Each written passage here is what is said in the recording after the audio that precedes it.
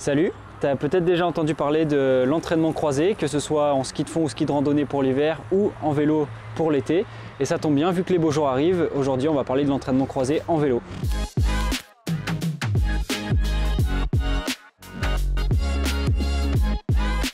Je m'appelle Maxime, ça fait 12 ans que je fais du triathlon. Et c'est pour ça qu'aujourd'hui, c'est moi qui vais te parler de l'entraînement en vélo et on va voir en différents points comment bien intégrer le vélo dans ta préparation, que ce soit pour des trails longs ou courts ou de la course sur route. L'entraînement croisé en vélo, il est souvent mal vu par les coureurs à pied parce que ces derniers, ils pensent qu'on va avoir les grosses cuisses en faisant du vélo et que ça va nous empêcher de courir après. Et en fait, c'est pas vrai du tout. Il y a plein d'aspects à travailler en vélo qui sont vraiment très intéressants pour la course à pied.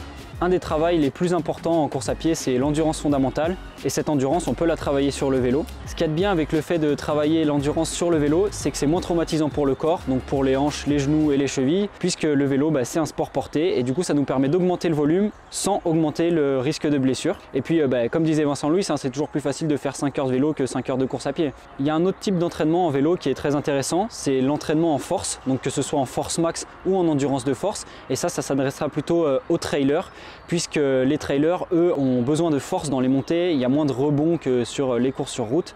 Donc la force max, ça consistera à faire des sprints assez courts sur un braquet très élevé, donc en partant presque arrêté. Ce sera à peu près l'équivalent du travail de vitesse qu'on fait pendant l'hiver en course à pied. Pour ce qui est de l'endurance de force, ce sera plutôt des répétitions plus longues, idéalement en col, donc des répétitions de 5 à 15 minutes sur un braquet vraiment élevé. Donc on tournera les jambes à 50-60 tours minute et on essaiera d'être en endurance fondamentale, endurance un petit peu haute. Alors oui, quand je parle de braquet, le braquet en fait c'est les vitesses. Quand on dit qu'on met un gros braquet, ça veut dire qu'on va avoir une cadence de pédalage qui est très lente, du coup qu'on va vraiment forcer sur les pédales pour faire tourner, on ne sera pas en moulinette. Pour travailler la force, on peut le faire également sur le home trainer ou à plat. Si vous faites ces entraînements là sur home trainer, une variante de l'exercice de force pourrait être de pédaler à une jambe. C'est un bon moyen de développer la force sur chaque jambe. Ce qui peut être intéressant pendant les travaux d'endurance, donc sur des longues sorties de 2, 3, même 5 heures si tu prépares un trail assez long, c'est de faire du travail en danseuse dans les montées. Ça va te permettre de travailler d'autres muscles, donc les muscles du haut du corps, mais également les fessiers et les quadriceps. Et puis c'est un mouvement qui se rapproche un petit peu plus du mouvement de la course à pied.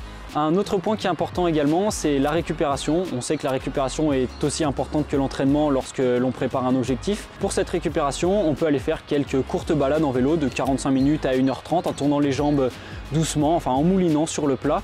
Et ça va permettre de réactiver un peu l'afflux sanguin dans les jambes après par exemple une longue sortie en course à pied ou alors une séance VMA, une séance seuil qui aura vraiment bien tapé, bien cassé les fibres. On va pouvoir réactiver l'afflux sanguin et éviter les courbatures. Donc voilà, maintenant tu as toutes les clés pour réussir ton entraînement en vélo pour tes objectifs en course à pied.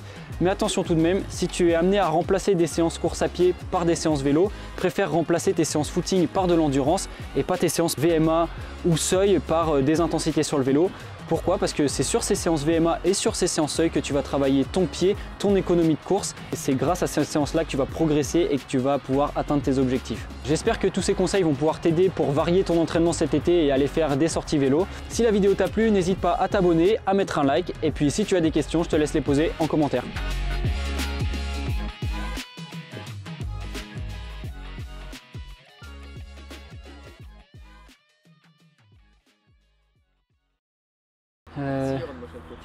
Merci, il n'y a pas de galère.